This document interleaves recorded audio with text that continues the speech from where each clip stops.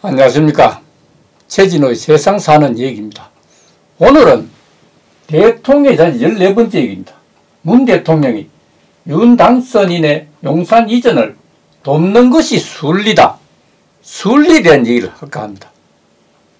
여기에 이 사진은 윤 당선인의 통이동 대통령 인수위원회 사무실입니다. 최근 국민의힘 윤 당선인이 용산 국방부 청사를 대통령 집무실로 사용하겠다고 발표했습니다.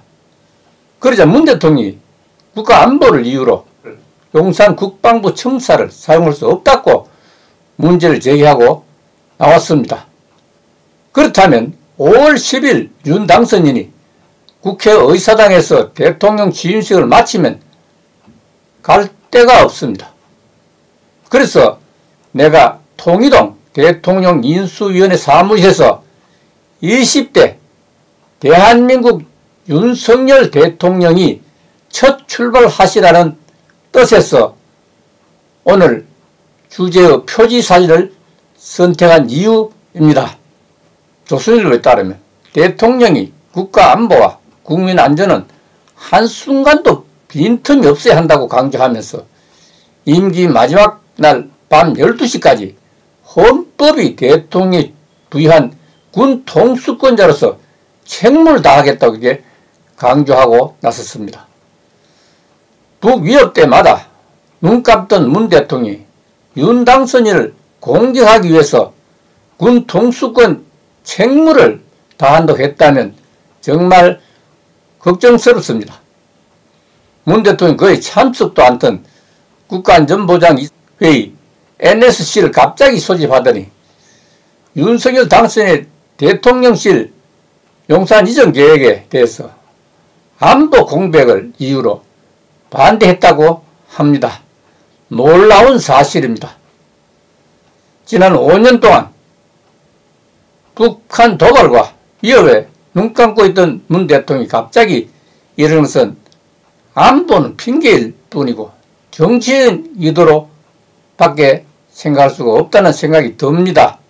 문 대통령은 지난 2017년 북한이 화성 12형과 북극성 2형을 연달아 발사하자 다음 날부터 휴가를 떠났다고 합니다.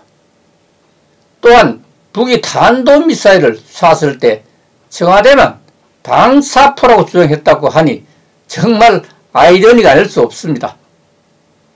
그런 말썽이 되자 불상의 발사체라는 이상한 말도 만들어내기도 했다고 합니다.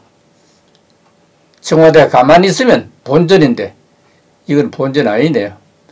2019년 이스칸데르 미사일을 연달아 쏘고 장령 김정은이 핵추진 잠수함과 전술핵 초음속 무기 개발을 공언했을 때도 문 대통령은 침묵으로 일관했습니다.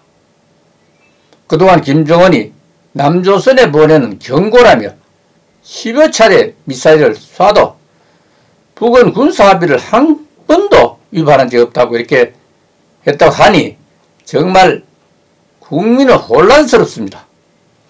지난해 국제원자력기구 IAEA가 북한 핵 개발이 전력 질주하고 있다고 강하게 언급했지만 문 대통령 생뚱맞게 한반도 종전선언을 하자고 이렇게 들고 나왔습니다. 정말 할 말이 없습니다.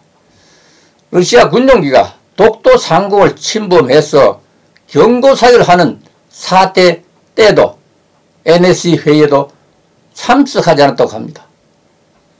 북한이 우리가 지은 남북연락사무소를 폭파하고 서해상 우리 공무원을 사살했을 때도 별 반응이 없었다고 합니다.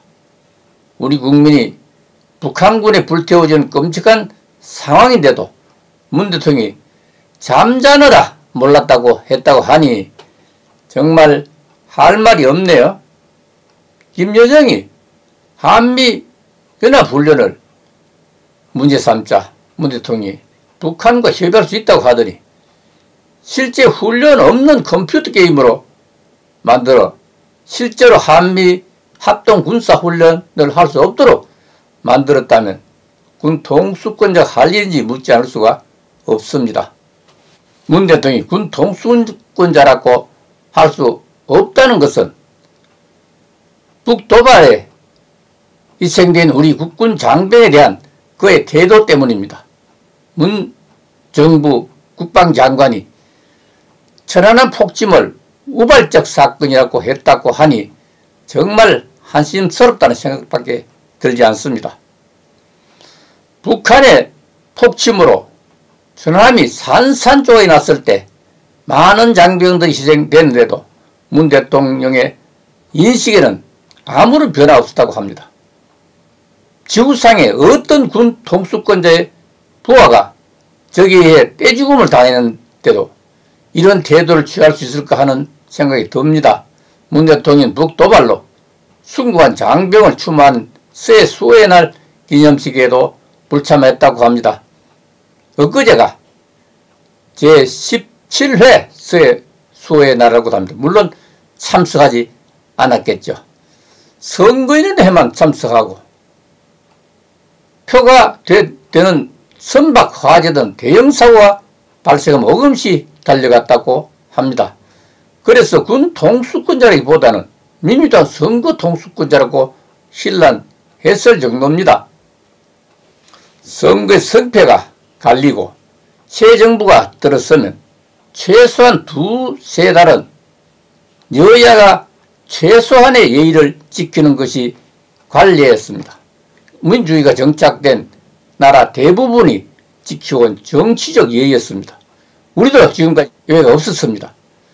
근데 통상 이를 허니문 기간으로 부르기도 했으며 정권 교체기에 안정적 국정 이양을 돕는 기간이었던 셈입니다.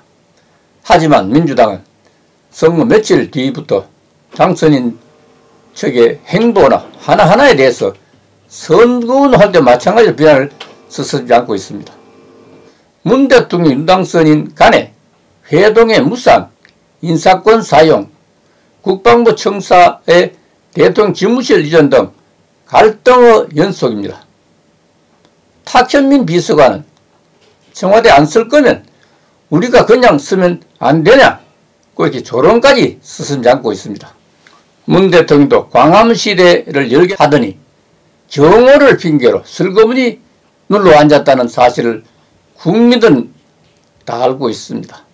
그래놓고 용산 국방부 청사에 대해 왈가왈부하는 것은 정말 부끄러운 처사라 하지 않을 수가 없습니다.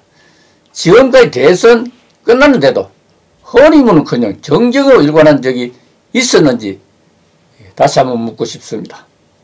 문 대통령과 윤 당선인이 대통령 인수 예의상 회동하고 덕담하는 것이 나쁠 수는 없습니다. 해야 합니다. 그렇지만 임기 1개월여를 남겨두고 문 대통령이 윤 당선인 인사는 협의하면 될 것이고 이명호 전 대통령과 김경수 전 지사의 사면은 문 대통령 기집애 하면 될 것인데도 윤 당선인에게 미루는 것이 무슨 이유인지 정말 이해할 수 없습니다. 그렇기 때문에 인사와 사면 문제는 문 대통령 윤 당선인의 회동 의제가 될 수 없다는 생각이 듭니다. 때가 되면 올 사람은 오고 갈 사람은 가는 것이 순리입니다. 자, 이 사진을 하나 소개하겠습니다. 윤 당선인 집무실에 대한 서국방부 장관과 박합참 차장의 설전이다 이렇게 붙였습니다. 왜 내가 설전을 붙였냐 하면 이 손가락을 보세요. 손가락을 이렇게 가리키면서 이렇게 말하는 것은 참 설전이죠. 예의가 아니죠. 자, 국방부 장관은 급한 이전 때는 안보 위협 있다 이렇게 했고 합참 차장은 이상이 없다 이렇게 얘기했습니다. 예, 상방이 다르게 얘기하니까 예비역 장성 1000여 명이 발끈하고 일어났습니다. 용산 국방청사 사용은 국방의 안보에 문제가 없다 이렇게 단언했습니다. 마지막으로 한 가지 특별 사항은 문 대통령이 임명한 감사원장이 문 대통령의 알박기 인사에 대해서 제동을 걸고 나섰다는 사실입니다. 엊그제 감사원이 윤석열 대통령 인수위원회 감사원 업무보고에서 정권 이양기 감사위원 임명 제청권 행사는 부적절하다는 점을 밝혔다고 합니다. 이렇게 되면 결국 감사원장의 신임 감사위원 제청권 행사를 하지 않겠다는 뜻으로 풀이되기 때문에 감사원장이 신임 감사위원 제청권을 행사하지 않는다면 문 대통령이 그토록 바라던 감사위원 임명은 불가능하다는 결론이 됩니다. 이게 바로 비정상의 정상화라는 뜻이 아닌가 하는 생각이 듭니다. 이게 바로 민심의 흐름이란 그런 뜻으로 풀이할 수 있겠습니다. 그럼 오늘 여기서 마치겠습니다. 감사합니다.